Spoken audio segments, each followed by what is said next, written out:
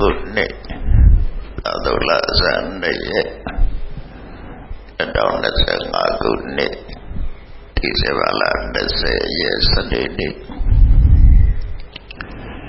ပြည်ဒီ94အတက6ပေါ်ပြိုင်တကယ်ချင်းများနဲ့အာစီ Angels တို့ရဲ့တစုတို့စုပေါင်း၍စေကြပါပြလို့အသည်ကန္တကျင်တကဗရာပူဇာအလူတော်မင်္ဂလာကန္တာ၌ဟောကြားသောအနုဘောရဏနှင့်ဩဝါဒတရားဒီကနေ့ဓမ္မဆိုတဲ့အကြောင်းကို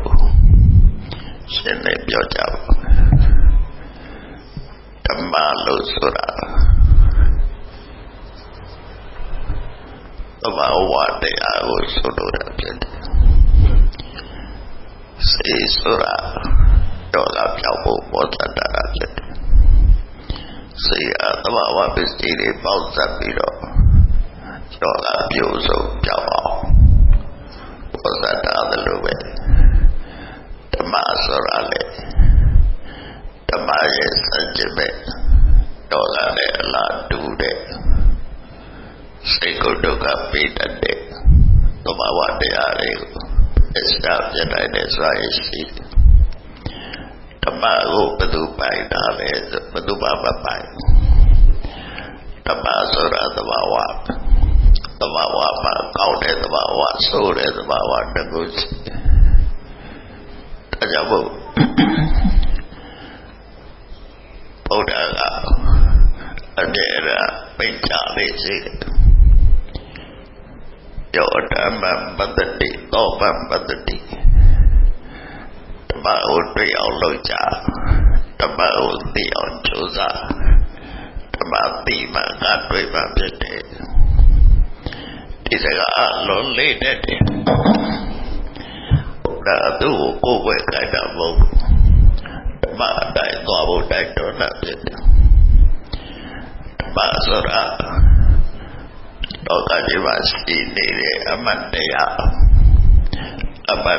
ဆိုတာအပြောင်းလဲမရှိစေနဲ့ယောဂစေဆိုတာယောဂကိုပြောင်းစေနိုင်တဲ့ဆိုရင်တတိရှိတာပဲဟုတ်တော့ယောဂပဲစေနှမျိုးပါယောဂကစေကိုမပြည့်စုံနိုင်စေကပဲယောဂကိုပြည့်စုံနိုင်တယ်ဟုတ်တော့စေရဲ့စွာအားက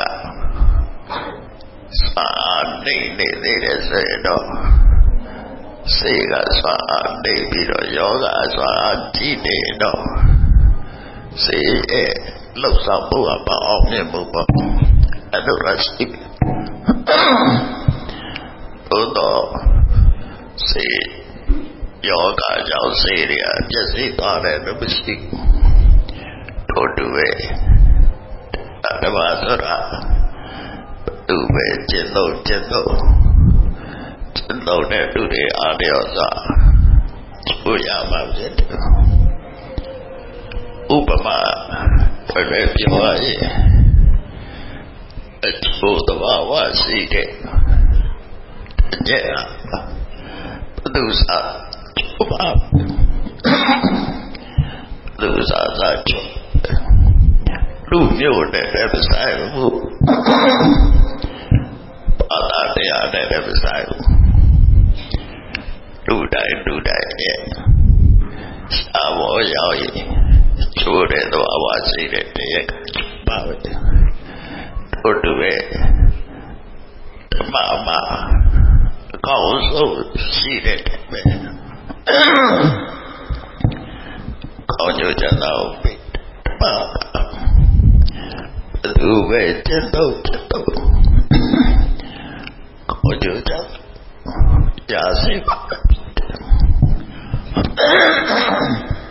အဲ့လိုဆိုတော့ဒါကြောင့်ဘုရားဓမ္မကိုလည်းအမြဲတမ်းဥစားပေးပြီးတော့ဒီအဲ့ဒါပဲဓမ္မောသူစိတ်တော့ဒုက္ခပါဝေတိ practice Dhamma brings happiness. So well practice con online là chân đâu nè mà happiness nó có thể tất cả của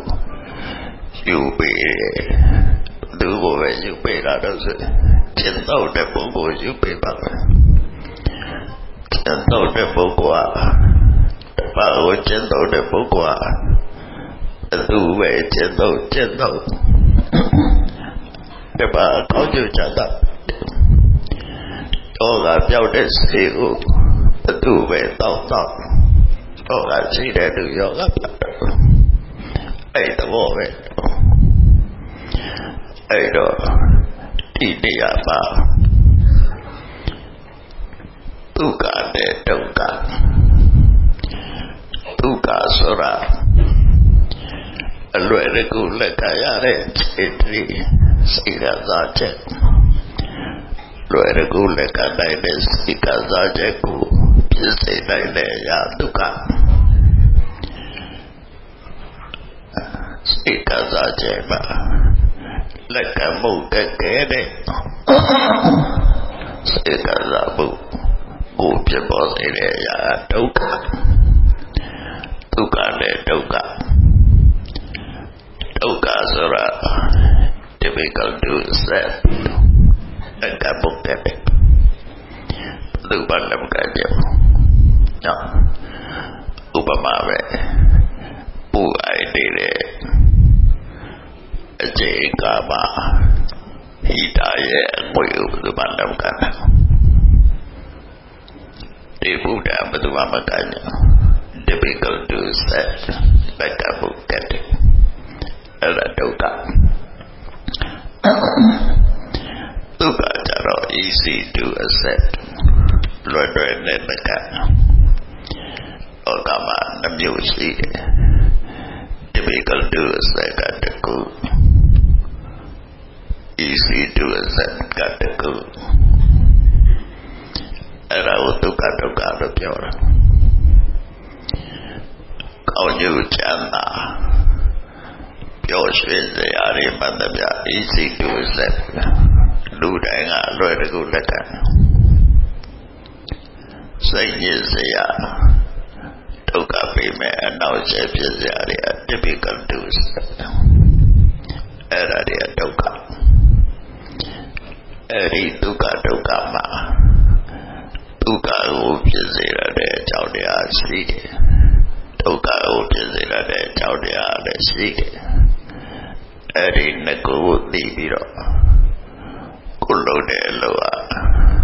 ဒုက္ခကိုဖြစ်စေတဲ့အကြောင်းလားဒုက္ခကိုဖြစ်စေတဲ့အကြောင်းလားအဲ့ဒါကိုသိရှိနားလည်ဖို့အဲ့ဒါကိုသိရှိနားလည်တာကိုပညာလို့ခေါ်တယ်အဲ့ဒီပညာနဲ့ရွေးချယ်တတ်ပြီးတော့ဒုက္ခကိုဖြစ်စေတဲ့အလတ်ကြောင့်ကိုဒုက္ခကိုဖြစ်စေတဲ့အပြောဆိုလောကမျိုးဒုက္ခအဲ့ဒါကိုဓမ္မောသူစေနောဒုက္ခမဝေwhere practice Dhamma brings happiness အဲ့ဒါပြောတာကောင်းကောင်းကျင့်သုံးတဲ့ဓမ္မဆိုအဲ့ဒီကိုပြောတာတော့မတည်ကြည့်ပဲဆိုကိုကျင့်သီလဓမ္မကိုကျင့်တရားကောင်းမှုကဘယ်သူမှပိုင်တာမဟုတ်လူတိုင်းကိုယ်တိုင်ပိုင်ရတဲ့ကိုယ်တိုင်လုပ်ရမယ် individual တွေပဲလူတိုင်းမှာကိုကျင့်တရားကောင်းတဲ့အကျင့်သီလအဲ့ဒီအကျင့်သီလကပါကိုဖြစ်ပေါ်စေတဲ့သူစင်တဲ့သူပဲpracticing Dhamma brings happiness သီလကိုကောင်းကောင်းကျင့်သုံးမဲ့ကိုကျင့်တရားကောင်းမဲ့ ပုဂ္ဂိုလ်ပဲဖြစ်ဖြစ်အဲ့ဒီပုဂ္ဂိုလ်အပြစ်ကင်းတယ်အပြစ်ပြောကြတယ်မရှိဘူးသူလှုပ်တဲ့လူရတဲ့ကိုကြည့်ပြီးသူကိုချီးမွမ်းပွေရတာသူမှချီးမွမ်းပွေရတာရှိတယ်သူရဲ့နေတိုင်းပြောဆိုမှုကိုကြောက်ပြုတ်ပြီးတော့ဒုက္ခပေးမယ်ဆိုရရတယ်ကိုပါမရှိသူကျင့်တော်မူကိုကြောက်ပြုတ်ပြီးတော့ချီးမွမ်းပွေရပဲဖြစ်တယ်အနဝိသဒုက္ခ happiness or innocent happiness or innocent အပြစ်ကင်းတဲ့ချမ်းသာမျိုးဒုက္ခဆိုင်ရတယ်အသိကြပါဦးပဲကိုယ်ကိုသိနိုင်တဲ့ကိုယ်လိုရင်ကိုရမယ် happiness or innocent ဘဝမှာနေတိုင်းတဲ့ကိုယ်ကိုယ်တိုင်ပါပြစ်ပါမလို့ဘူးအပြစ်ကင်းတဲ့ဆိုတဲ့ပုဂ္ဂိုလ်တယောက်ရဲ့ဝမ်းသာကြည်နူးမှုhappiness or innocent အဲ့ဒါကိုဆိုလိုတယ်နော်အဲ့ဒါသီလကပေးတဲ့ချမ်းသာသမာဓိကပေးတဲ့ချမ်းသာကြတော့စိတ်တည်ငြိမ်နေတဲ့ပုဂ္ဂိုလ်တရားပေါ့ဩရိစာမဖြစ်ဘူးစိတ်ပူတဲ့စိတ်ညစ်တယ်ဆိုတော့မလားအာယုတကူတဲ့ဘောမှာစိတ်ကိုစူးစိုက်ပြီး concentrate လုပ်တာတဲ့စိတ်အာယုတကူဘောမှာကြည်နူးပြီးတော့တည်ငြိမ်နေတဲ့စိတ်တွေက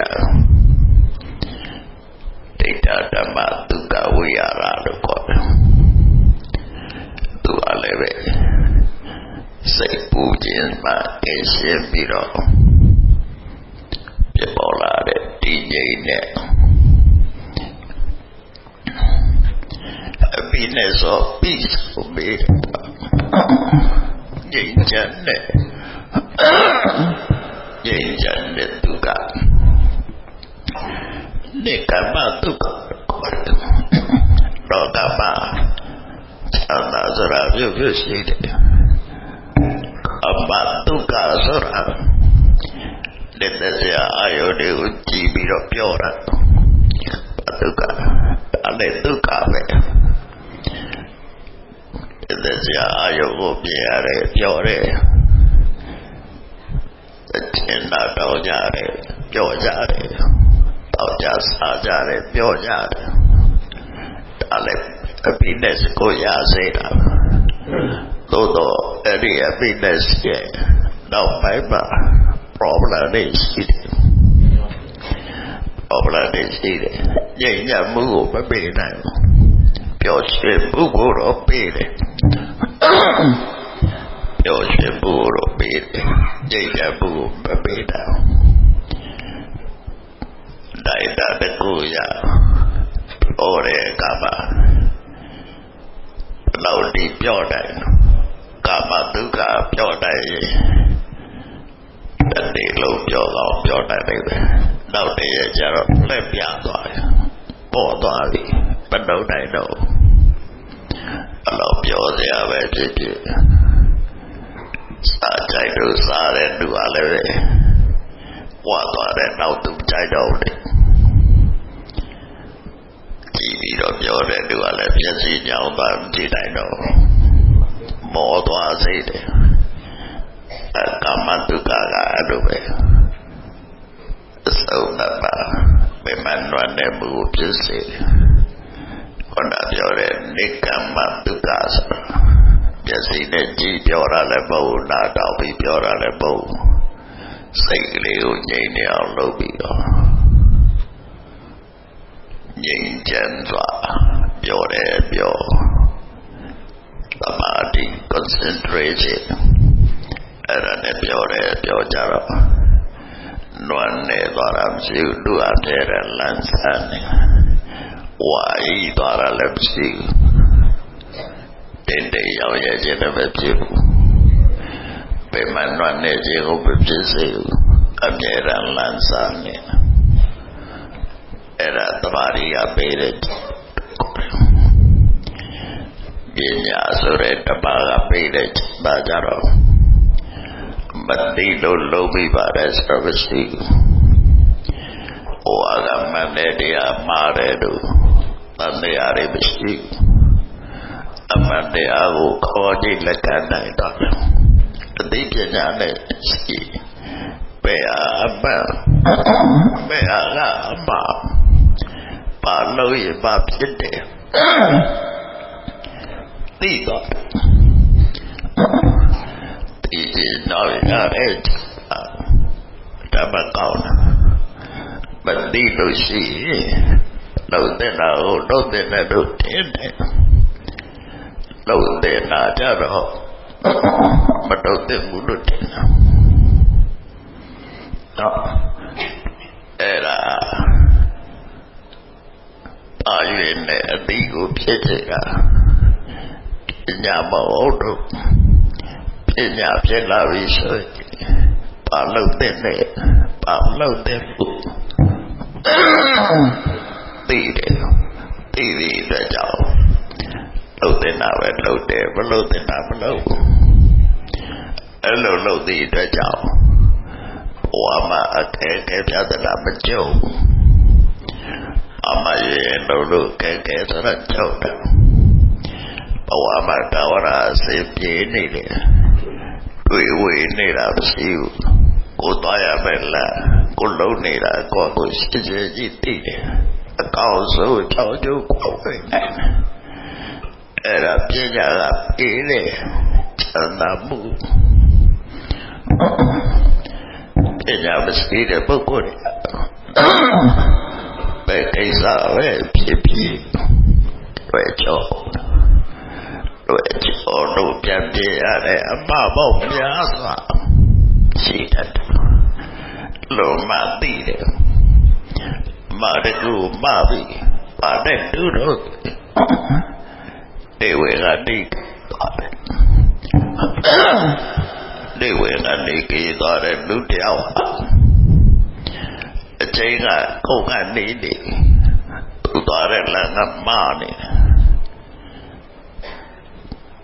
တော့လမ်းမနဲ့တည်းပြီးသွားတာနောက်ဆုံးပါလမ်းမနာကိုမဟုတ်ပဲနဲ့မဟုတ်တဲ့နေရာရောက်တော့တယ်ဟောတော်ပြီစေနောက်ကြောင်ပြန်လဲဖို့တဲ့မတမကတော့ချိန်ကုန်သွားအဲ့ဒါလိုပဲကြည်ကြမရှိတဲ့ပုဂ္ဂိုလ်ရဲ့လုံးရတာအချိန်လုံးသွားပြီပြန်ပြဖို့တဲ့ချိန်မရှိတော့ဆရာတို့ကလည်းအဲ့တော့ပြကြပြေးတဲ့ပြကြကပြဖို့စေတဲ့သံဃာတုကတော့ဥပတ္တမတုကဟောအမစေပြေးပြီးတော့စိတ်နှလုံးအေးချမ်းတဲ့သံဃာတုကအဲ့ဒီသံဃာတုကသိကာမဂုဏ်အာယုနဲ့ပတ်သက်တဲ့သံဃာတုကရဲ့ပါတယ်ဒီကမ္မတုကဆိုတဲ့ကာမဂုဏ်အာယုမပါတဲ့သံဃာရဲ့ပါတယ်ကောင်းဆုံးချမ်းသာဖြစ်တဲ့ပေါ့အဲ့ဒါကိုမြတ်စွာဘုရားကနိဗ္ဗာန်ပရပံတုကတို့ချင်းပုရိကုန်ကံပြီးတော့တို့ချင်းပုကိုကြောက်ပြုပြီးတော့လောဘနဲ့ပေါက်ဆက်လို့ရတာတဲ့အဲ့ဒါကတရားအဲ့ဘာမပြေဘူး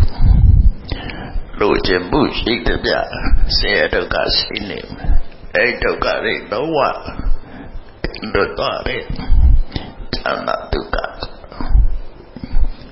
အဲ့ဒီတပါးကြတော့လုံးဝ happiness no completely happiness perfect happiness ဥပတ္တပဒုက္ခဒီတဲ့ချမ်းသာကဘာဘာအကောင်းဆုံးချမ်းသာအဲ့တော့တပါးဆိုတာဒီလာကကိုကျက်တဲ့ဟာက happiness ဆိုအနှုတ်စေကိုပေးတယ်ပမာတိက happiness or peace ကိုပြောတယ် peaceful happiness ဖြစ်တယ်ဥပတ္တဝဒုက္ခဆိုတာဝရကျင့်တတ်ကိုပေးတယ်ဒါကြောင့် ဒီချမ်းသာသုံးမျိုးရဖို့ပဲဘာလို့ရဓမ္မကိုကျင့်တော့ရဓမ္မကသာပြီးတာဗုဒ္ဓကပြီးတာလည်းမဟုတ်တန်ခါပြီးတာလည်းမဟုတ်ကိုယ်တိုင်ကျင့်တော့တဲ့တရားဓမ္မကပြီးတာအဲ့ဒါကိုရည်ရွယ်ပြီးတော့ဓမ္မောသူစေနောဒုက္ခမဝေတိသူစေနာဆိုဝေ practice စနေတကြလိုက်တာပြည်ပြီးဝါလိုက်တာဝေ practice ဓမ္မ brings happiness နော်အဲ့ဒါလေးပတ်သားပြီးတော့တို့ရဲ့ကိုယ်ဝေရစေတိကိုယ်တိုင်ကျင့်တော့ရမယ်ဓမ္မပဲဖြစ်နေစရာသဘောပေါက်ပြီဓမ္မလာကြောင်းပဋိစ္စအောင်ပညာတတိပညာဖြင့်ထိတ်ကြောင်းကလိုက်နာကျင့်တော့နိုင်တော့ပါစေ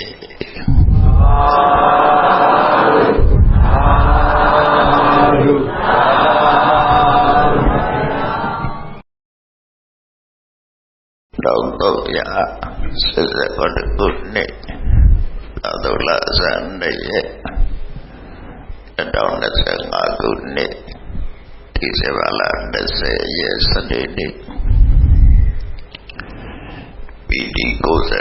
94အတကပေါ်တော်ပြိုင်တကယ်ချင်းများနဲ့အာစီ angels တို့ရဲ့တစုတို့စုပေါင်း၍စေကြပါပြီလို့အသည်ကန္တကျင့်တကဗရာပူဇာအလူတော်မင်္ဂလာကန္တာ၌ဟောကြားသောအနုဘောရဏနှင့်ဩဝါဒတရားဒီနေ့ဓမ္မဆိုတဲ့အကြောင်းကိုရှင်းလင်းပြောကြပါ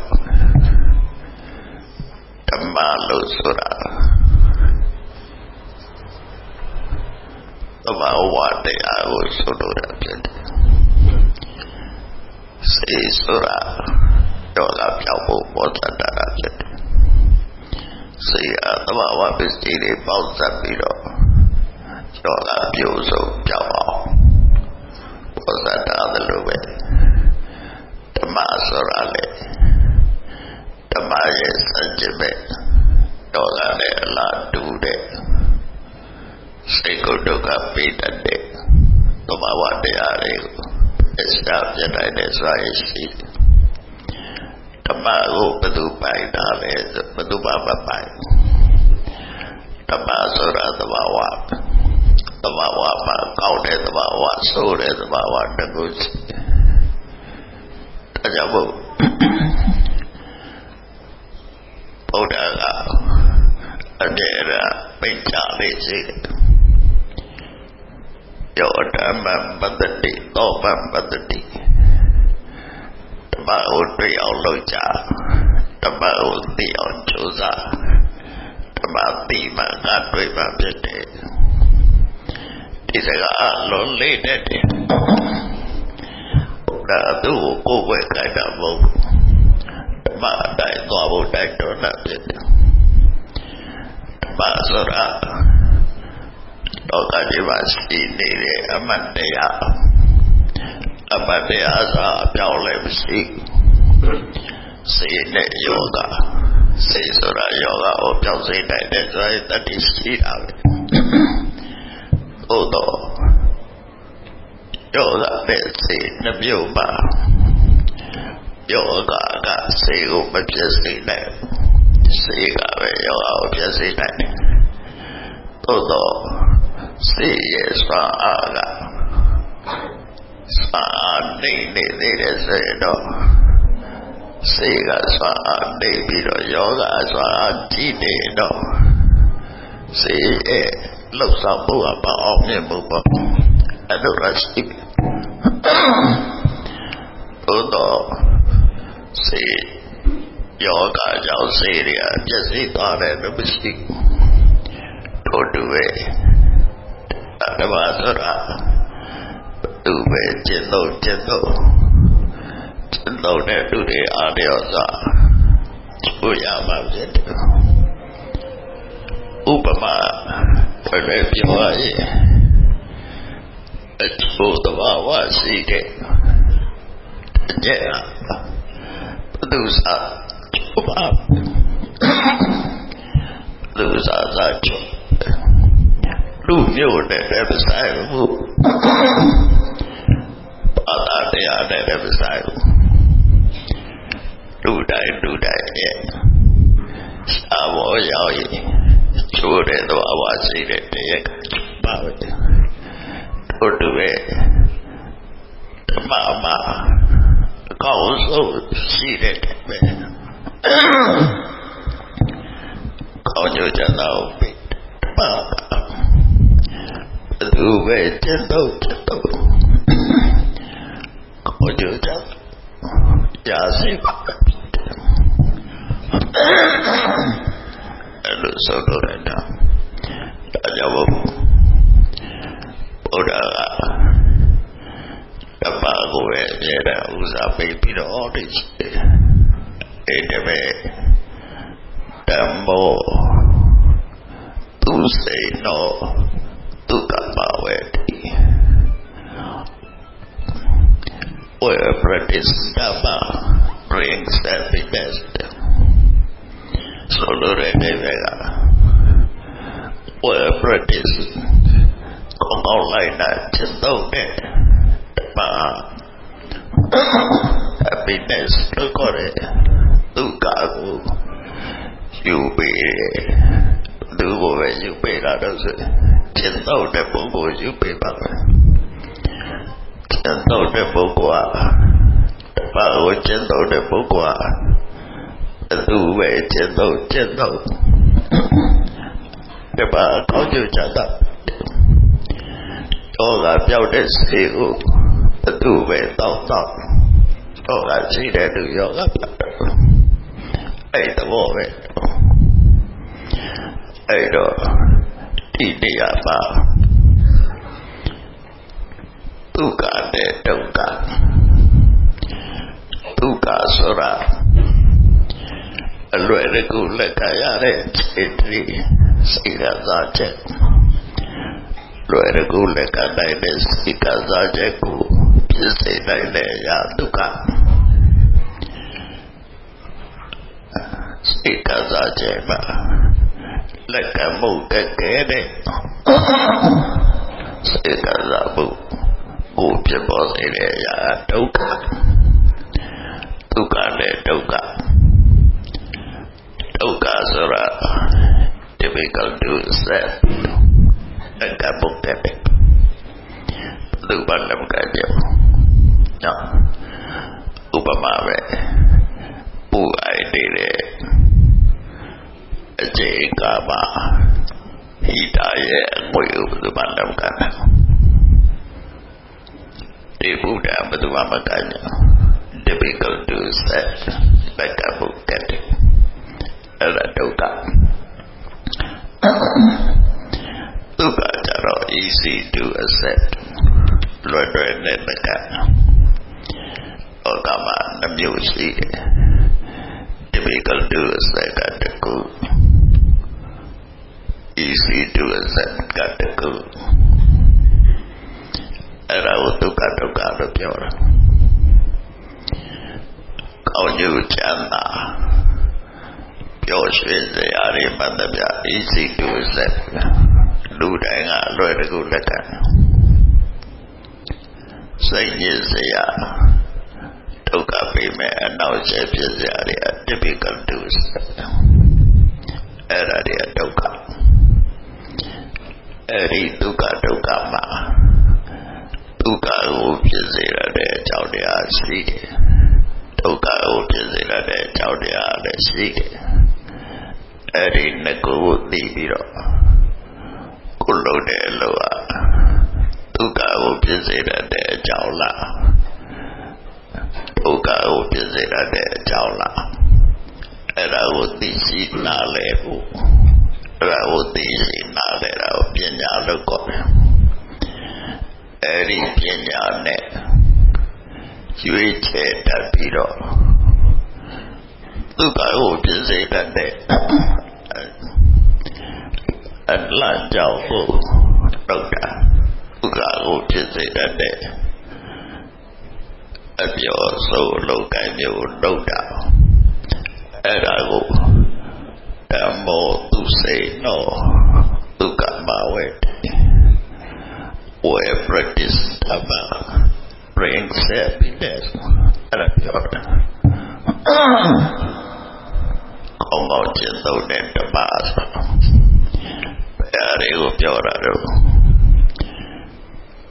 မတည်ကြည့်ကြည့်ပဲဆိုကိုကျင့်သီလဓမ္မကိုကျင့်တဲ့အကောင်းမှုကဘယ်သူမှပိုင်တာမဟုတ်လူတိုင်းကိုယ်တိုင်ပိုင်ရတဲ့ကိုယ်တိုင်လုပ်ရမယ် individual တွေပဲလူတိုင်းမှာကိုကျင့်တရားကောင်းတဲ့အကျင့်သီလအဲ့ဒီအကျင့်သီလကပါကိုဖြစ်ပေါ်စေတဲ့သူစင်တဲ့သူပဲpracticing Dhamma brings happiness သီလကိုကောင်းကောင်းကျင့်သုံးမယ်ကိုကျင့်တရားကောင်းမယ်ဆိုဒီပုဂ္ဂိုလ်ပဲဖြစ်ဖြစ်အဲ့ဒီပုဂ္ဂိုလ်အပြစ်ကင်းတယ်အပြစ်ပြောကြတယ်မရှိဘူးသူလှုပ်တဲ့လူရတဲ့ကိုကြည့်ပြီးသူကိုချီးမွမ်းပွေရတာသူမှချီးမွမ်းပွေရတာရှိတယ်သူရဲ့နေတိုင်းပြောဆိုမှုကိုကြောက်ပြုတ်ပြီးတော့ဒုက္ခပေးမယ်ဆိုရရတဲ့ကုသမရှိသူကျင့်သုံးမှုကိုကြောက်ပြုတ်ပြီးတော့ချီးမွမ်းပွေရပဲဖြစ်တယ်အနဝိဇ္ဇဒုက္ခ happiness or innocent happiness or innocent အပြစ်ကင်းတဲ့ချမ်းသာမျိုးဒုက္ခဆိုင်ရတယ်အသိကြပါဦးပဲကိုယ်ကိုသိနိုင်တဲ့ကိုယ်လိုရင်ကိုရမယ် happiness or innocent ဘဝမှာနေတိုင်းတဲ့ကိုယ်ကိုယ်တိုင်ပါပြစ်ပါမလို့ဘူးအပြစ်ကင်းတဲ့ဆိုတဲ့ပုဂ္ဂိုလ်တယောက်ရဲ့ပန်းသာကြည်နူးမှု happiness or innocent အဲ့ဒါကိုဆိုလိုတယ်နော်အဲ့ဒါသီလကပေးတဲ့ကျမ်းသာသမာဓိကပေးတဲ့ကျမ်းသာကြတော့စိတ်တည်ငြိမ်နေတဲ့ပုဂ္ဂိုလ်တရားပေါ့အော်ရင်းစားမဖြစ်ဘူးစိတ်ပူတဲ့စိတ်ညစ်တယ်ဆိုတော့မလားအာယုတကူတဲ့ဘောမှာစိတ်ကိုစူးစိုက်ပြီး concentrate လုပ်တာတဲ့စိတ်အာယုတကူဘောမှာကြည်နူးပြီးတော့တည်ငြိမ်နေတဲ့စိတ်တွေကဒိဋ္ဌဓမ္မဒုက္ခဝိဟာရလို့ခေါ်တယ်သူကလည်းပဲစိတ်ပူခြင်းမှကင်းရှင်းပြီးတော့ဖြစ်ပေါ်လာတဲ့တည်ငြိမ်တဲ့ happiness or peace ကိုပေးငြိမ်ချမ်းတဲ့ဒုက္ခနေကမ္မဒုက္ခရောဂမချမ်းသာဆိုတာပြုရှိတယ်အမဒုက္ခဆိုတာလက်သက်စရာအာယုတွေကိုကြည့်ပြီးတော့ပြောတာဒုက္ခဒါလည်းဒုက္ခပဲလက်သက်စရာအာယုကိုပြရတယ်ပြောတယ်ကျင်နာတော့ကြတယ်ပြောကြတယ်တော့ကြစားကြတယ်ပြောကြတယ်ဒါလည်း happiness ကိုရစေတာသို့တော့အဲ့ဒီ happiness ရဲ့နောက်ပိုင်းမှာ problem တွေရှိတယ်ညဉ့်ညမှုကိုမပေးနိုင်ဘူးပျော်ရွှင်မှုကိုတော့ပေးတယ်ပျော်ရွှင်မှုကိုတော့ပေးတယ်ညဉ့်ညမှုကိုမပေးနိုင်ဘူးတိုင်းတာတကူရပြောတဲ့အခါမှာလောက်ဒီပြောတယ်ကမ္ မဒုက္ခပြောနိုင်တနေ့လုံးပြောကောင်းပြောနိုင်တယ်နောက်တည်းကျတော့လက်ပြသွားတယ်ပေါ်သွားပြီမနှုတ်နိုင်တော့ဘလို့ပြောစရာပဲဖြစ်ဖြစ်စားကြိုက်လို့စားတဲ့သူကလည်းပဲဝါသွားတဲ့နောက်သူကြိုက်တော့တယ်ကြည့်ပြီးတော့ပြောတဲ့သူကလည်းမျက်စိညောင်းသွားကြည့်နိုင်တော့မောသွားစေတယ်ကာမတုကကအဲ့လိုပဲအစုံပါဘယ်မှနွမ်းတဲ့မှုဖြစ်စေခေါင်းပြောတဲ့နိကမတုကဆိုမျက်စိနဲ့ကြည့်ပြောတာလည်းမဟုတ်နားတောင်ပြီးပြောတာလည်းမဟုတ်စိတ်ကလေးကိုငြိမ်နေအောင်လုပ်ပြီးတော့ငြိမ်ချမ်းစွာပြောတယ်ပြောသမာဓိ concentration အဲ့ဒါနဲ့ပြောတယ်ပြောကြတော့နွမ်းနေသွားတာမရှိဘူးသူအပြည့်တဲ့လမ်းဆန်းနေဝါရီသွားတာလည်းမရှိဘူးတင်းရောက်ရခြင်းလည်းမဖြစ်ဘူးဘယ်မှနွမ်းနေခြင်းကိုမဖြစ်စေဘူးအမြဲတမ်းလမ်းဆန်းနေအဲ့ဒါသမာဓိကပေးတဲ့ပညာဆိုတဲ့တပါးကပေးတဲ့ဒါကြတော့မသိလို့လုံးပြီးပါတယ်ဆိုတော့မရှိဘူးဟိုကမနဲ့တရားမှားတယ်လို့တန်တရားတွေမရှိဘူးအမှန်တရားကိုခေါ်ကြည့်လက်ခံနိုင်တော့အသိပညာနဲ့ရှိဘယ်အမှန်ဘယ်ကအမှားပါလို့ရပါဖြစ်တယ်သိတော့ဒီတော့ရတယ်တမကောင်းမသိလို့ရှိလို့တဲ့တော့လို့တဲ့လို့တင်းတယ်လို့တဲ့နာကြတော့မတော့တဲ့ဘူးလို့တင်းတော့အဲ့ဒါအာရွေနဲ့အတိကိုဖြစ်တဲ့ကပညာမဟုတ်တော့ပညာဖြစ်လာပြီဆိုရင်ပါလို့တဲ့နဲ့ပါလို့တဲ့ဘူးသိတယ်သိပြီးတော့ကြောက်လို့တဲ့နာပဲလို့တယ်မလို့တဲ့နာမလို့အဲ့လိုလို့တဲ့အတွက်ကြောင့်ဘဝမှာအခက်အခဲပြဿနာမကြုံအမရဲ့လို့ကဲကဲဆိုတော့ကြောက်တယ်ဘဝမှာတော်ရအစီပြေးနေတယ်တွေ့ဝေနေတာမရှိဘူးကိုသွားရမယ်လားကိုလုံးနေတာကိုရှိစေကြီးတည်တယ်အကောင်းဆုံးချောင်းကျုပ်ကိုပဲအဲ့ဒါပညာကပြေးတယ်ချမ်းသာမှုပညာမရှိတဲ့ပုဂ္ဂိုလ်ပဲကိစ္စပဲဖြစ်ဖြစ်တွေ့ကြောတို့ပြန်ပြရတဲ့အမပေါ့များစွာရှိတတ်တယ်လို့မှသိတယ်မတကူမပြီးပါတဲ့သူတို့ဒေဝေကတိသွားတယ်ဒေဝေကနေကြည့်သွားတဲ့လူတယောက်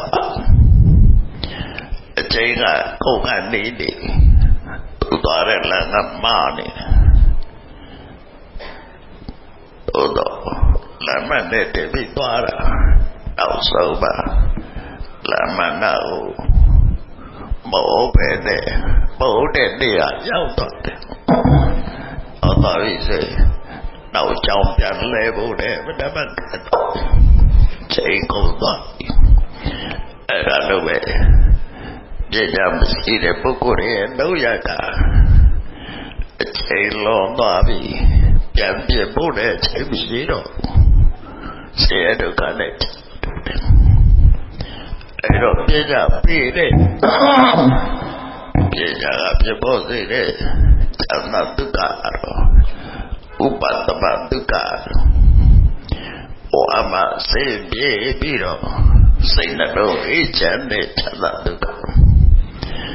အဲဒီချမ်းသာဒုက္ခသည်ကာမဂုဏ်အာယုန်နဲ့ပတ်သက်တဲ့ na dukkha re thare nikkhamma dukkha so re abagwa yo papa re chanda re thare cao sâu chán nạp sẽ được bộ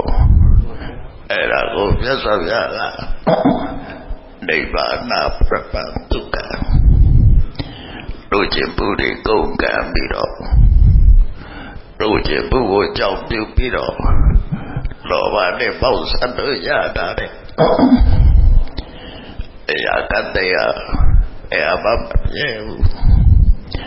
lu jembu sih dia saya ada kasih ni ada kasih doa doa ni anak tukar ini dapat ajar doa happiness no completely happiness bapa happiness ubat tukar jadi chana kababa cao sâu chana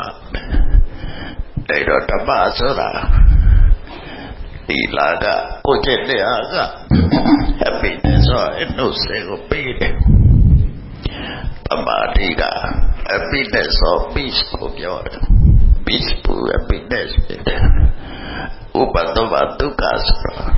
awara jadi dah kopi ta chào đi chăng là tôi biểu ya phụ về bà nói ya đâm bà của chết tôi ya đâm bà đã bị đã bố đã bị đã lại bố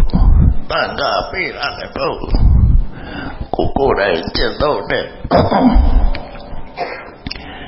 đây là bà đã bị đã là cô gì về bị đó đâm bố tu say no tu cả bảo vệ thì tu say na sa we practice để ra lại đó vì wa lại đó we practice dharma bring happiness no era de bata viro tu ye cô về à sẽ đi cô lại chết tôi à bé đâm về bên đây ra bỏ bao bì đâm là nhau bên đây sao biển nhà ta đi biển nhà về thì cháu ngà lại là chết đâu này đâu sẽ